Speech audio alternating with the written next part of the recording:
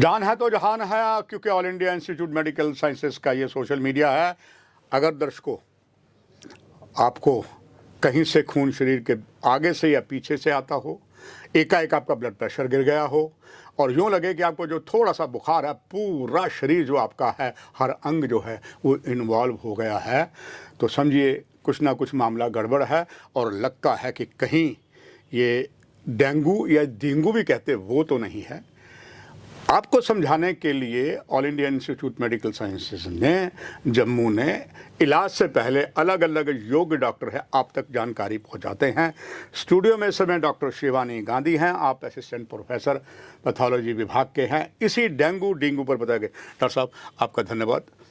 दर्शक डॉक्टर शिवानी गांधी जी ये जानना चाहेंगे, ये डेंगू या डेंगू है क्या?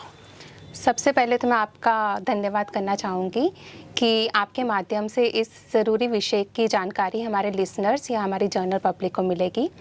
तो अब आते हैं डेंगू पे, या जिसे डेंगी फीवर या डेंगी के नाम से भी जाना जाता है। ये एक वायरल डिजीज़ होता है जो कि मच्छरों के काटने के द्वारा होता है। अभी की जैसे आपने न्यूज़पेपर में पढ़ा होगा या आजकल सोशल मीडिया में चल रहा है या न्यूज़ में सुना होगा कि डेंगी के केसेस में आना बढ़ोतरी होना शुरू हो गया है। जी बिल्कुल। तो यूजुअली जो जुलाई से लेकर अक्टूबर या नवंबर तक का टाइम पीरियड होता है, इसे कंसिडर किया जाता है एज अ डेंगी सीज़न। होता क्या है कि इस मौसम में बारिश के बाद जो हवा में नमी पैदा होती है वो एक्ट करता है as a favourable condition for the breeding of the mosquito, जिसकी वजह से मच्छर पनपना शुरू हो जाते हैं और ये कॉज करते हैं डेंगी इन्फेक्शन या डेंगी वायरस को। अब जो मच्छर कॉज करता है इस डेंगी इन्फेक्शन को, उसे नाम दिया गया है एडिस एजिप्टी मॉस्किटो का, जिसे कि हम अगर कॉमन लैंग्वेज में सुने तो टाइगर मॉस्किटो के नाम से भी जाना जाता है। टाइगर नाम ही बड़ा खतरनाक है। जी बिल्कुल। तो क्योंकि इसके शरीर पे सफ़ेद रंग की धाराएं होती हैं, जिसकी वजह से इसे ये नाम दिया गया है। अब बात करें कि ये फैलता कैसे है, तो जैसे अगर कोई व्यक्ति जो डेंगी से ग्रस्त है, अगर ये मच्छर उस इंसान को काटता है तो ये वायरस उस इंसान से उस मच्छर में आ जाता है। तो उस मच्छर में जाकर ये वायरस ग्रो करेगा, मतलब उसकी जनसंख्या फर्दर बढ़ेगी। तो जब यही मच्छर किसी स्वस्थ इंसान को, किसी हेल्दी पर्सन को फिर से बाइट करेगा तो वो वायरस उस मच्छर के द्वारा उस इंसान में चला जाएगा। परिणाम स्वरूप वो इंसान भी इस बीमारी से ग्रस्त हो जाएगा। डॉक्टर शिवानी, ये तो बड़ा मुश्किल से अगर एक टाइगर वाले मच्छर ने काट लिया, जब मच्छर काटता है तो क्या उस समय दर्शक जरूर जानना चाहेंगे कुछ सिम्टम नजर आते हैं कि मुझे मच्छर काट गया? जी देखिए, इसका मच्छर तो जैसे नॉर्मल काटता है वैसे ये मच्छर भी आपके ब्लड को सक करता है, तो वो वायरस ट्रांसमिट कर सकता है दूसरे इंसान को। अब आता है कि इसके लक्षण क्या होते हैं। बिल्कुल जी। तो इसके लक्षण अगर हम देखें तो किसी भी नॉर्मल वायरल डिजीज़ को रिजेंबल करते हैं। बहुत तेज़ बुखार आना, कई बार ये बुखार 104 डिग्री के पार भी चला जाता है। एकाएक शूट होगा? जी बिल्कुल। ओह। तो उसके बाद सिर में बहुत ज़्यादा दर्द होना, या आपके पेट में दर्द होना, या उल्टी जैसा मन होना, या उल्टी आना, या फिर दस्त लगना, ये सब इसके लक्षण पाए जाते हैं। इसके साथ साथ आंखों के पीछे दर्द होना, जिससे हम रेट्रो ऑर्बिटल पेन भी कहते हैं, तो ये भी इसके लक्षण पाए जाते हैं। तो इसके अलावा कुछ इसके लक्षण होते हैं जिसे हम वार्निंग साइंस या रेड फ्लैग साइंस के नाम से जानते हैं, जिसके आने पर चाहिए कि इंसान सतर्क हो जाए और घर पर इसका इलाज ना करें, तुरंत अपने नज़दीकी अस्पताल में जाएं। हो सकता है कि आपको दाखिले की ज़रूरत पड़ सकती है। अब वो वार्निंग साइंस क्या है? अगर आप रेगुलर बेसिस पे अपना बीपी नोट कर रहे हैं, तो अगर बीपी आपका सडनली फॉल कर जाए, मतलब गिर जाए, तो ये एक वार्निंग साइन है। उसके अलावा पेट में अचानक से बहुत तेज़ दर्द शुरू हो जाना, या बॉडी के किसी भी पार्ट से ब्लीडिंग होना, जैसे नाक के रास्ते या मसूड़ों के रास्ते खून आना या लैट्रिन के रास्ते खून आना, ये सब इसके वार्निंग साइंस हैं। उसके अलावा बहुत तेज़ बार बार उल्टियाँ लगना, इतनी उल्टियाँ लगना कि आप कुछ खा नहीं पा रहे हैं, तो ये भी वार्निंग साइंस हैं। डॉक्टर शिवानी, आप तो इसके माहिर हैं और इस डिपार्टमेंट से पैथोलॉजी। मैं नॉर्मल देख रहा था कि जैसे कभी किसी को सर दर्द हो गया, कुछ हो, मगर होता क्या डॉक्टर शिवानी, ये दर्शक जानना चाहेंगे। अब किसी को फूड पॉइजनिंग होगी, बरसात का मौसम है, वॉमिटिंग होगी, अब किसी को नाक से या लैट्रिन से खून निकला, वो शायद डॉक्टर तक पहुंचते पहुंचते देर होता है, तब तक डेंगू या डेंगू बहुत असर कर जाता है। ऐसे में इसके लक्षण आपने बताए, इसमें ये भी कहा जाता है जो प्लेटलेट होते हैं उसका कुछ संबंध इसके साथ होता है डॉक्टर शिवानी? जी जी बिल्कुल। देखिए, प्लेटलेट को लेकर लोग में बड़ा पैनिक फैल जाता है। बिल्कुल, ऐसा जी। नहीं है कि अगर आपकी रिपोर्ट पॉजिटिव आई है या आप डेंगू के साथ डायग्नोज हुए हैं तो आपको प्लेटलेट ट्रांसफ्यूजन की ज़रूरत है ही है, ऐसा बिल्कुल नहीं है। देखिए, प्लेटलेट, सबसे पहले कि प्लेटलेट होता क्या है। प्लेटलेट हमारे बॉडी के या ये ब्लड दर्शक के, जरूर जानना चाहेंगे, बड़ी जी, इंपॉर्टेंट बात बिल्कुल। है ये। जी। प्लेटलेट हमारे बॉडी के या हमारे ब्लड के वो सेल्स हैं जो हेल्प करते हैं ब्लड क्लॉट करने में। तो अब प्लेटलेट बनते कहाँ हैं? इनकी प्रोडक्शन होती है बोन मैरो में।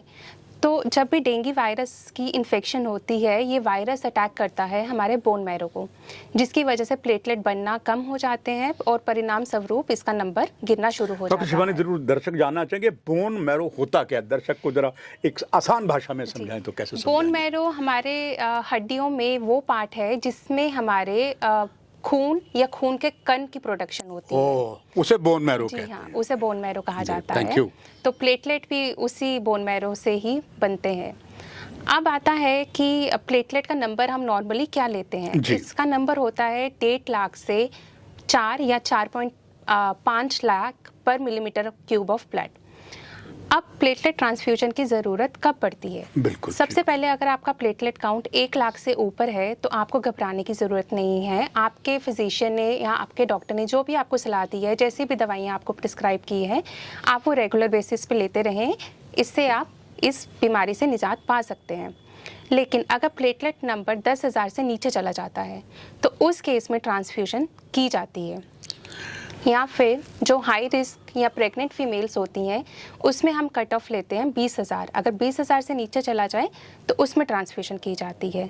लेकिन अगर बॉडी के किसी भी पार्ट से खून की शिकायत हो रही है, जैसे नाक के रास्ते या मसूड़ों के रास्ते या लेटरिन के रास्ते अगर खून आ रहा है, तो उसमें आपका प्लेटलेट काउंट बेशक 50,000 है, 70,000 है, 90,000 है, उससे कोई फ़र्क नहीं पड़ता। उस केस में किसी भी प्लेटलेट काउंट पे आप में ट्रांसफ्यूजन की जाती है। डॉक्टर गांधी, ये जो आपने ये बताया, क्या ये खास करके एक मौसम, जैसे अभी मौसम है उसमें डेंगू या डेंगू होता है, या किसी भी मौसम में आ सकता है? बरसात में, सर्दी में, कहीं किसी भी बर्फबारी में? देखिए, यूजुअली जो डेंगू सीजन हम कंसिडर करते हैं वो लेते हैं हम जुलाई से अक्टूबर या अच्छा, नवंबर तक ठीक। का। तब लोगों को बहुत अलर्ट, जनता जी को रहना। बिल्कुल, इस टाइम ओके। अलर्ट रहने की बहुत ज़रूरत रहती है। एंड डॉक्टर शिवानी गांधी, इसका जो डेंगू इलाज जो है, डेंगू या डेंगू का, अब इसका इलाज क्या है? रिपोर्ट्स आने के बाद लिया जाए या पहले ही प्रिकॉशन होता, पैरासीटामोल खा ले, कुछ खा ले? वो दर्शक जानना चाहेंगे। जी देखिए, इलाज इसका ऐसा है कि जैसे मलेरिया या फिर ट्यूबरक्लोसिस वाली जैसी बीमारियां हैं जिनकी स्पेसिफिक ड्रग या दवाई अवेलेबल है, डेंगू में ऐसा नहीं है। इसमें सिम्टोमेटिक ट्रीटमेंट दिया जाता है। सिम्टोमेटिक, अगर मैं आसान सरल भाषा में बताऊं तो जैसे अगर बुखार है तो बुखार कम करने की दवाई दी जाती है, उल्टी हो रही है तो उसको बंद करने की दवाई दी जाती है, या आपको पेट में दर्द, सिर में दर्द हो रही है तो उसकी दवाई दी जाती है। तो उसके बाद आप कोई भी अगर दवाई ले रहे हैं तो वो सिर्फ और सिर्फ अपने डॉक्टर की सलाह से लें। इसके ट्रीटमेंट में आपको 3 चीज़ों का ध्यान रखना ज़रूरी है। एक तो आप अपना जो भी ट्रीटमेंट है, जो भी आपके डॉक्टर ने या फिजिशियन ने आपको प्रिस्क्राइब किया है, उसको आप रेगुलर बेसिस पे लें। दूसरा, बॉडी रेस्ट पे रखें, जितना हो सके उतना रेस्ट करें, कोई भी ऐसा काम ना करें जिससे बॉडी को थकान महसूस हो। और तीसरा, प्लेंटी ऑफ फ्लूइड इनटेक, आप भरपूर मात्रा में पानी पिएं। किसी भी फॉर्म में आप पानी ले सकते हैं, आप नींबू पानी ले सकते हैं, जूस ले सकते हैं या दूध ले सकते हैं। किसी भी फॉर्म में आप अपनी बॉडी को हाइड्रेटेड रखें।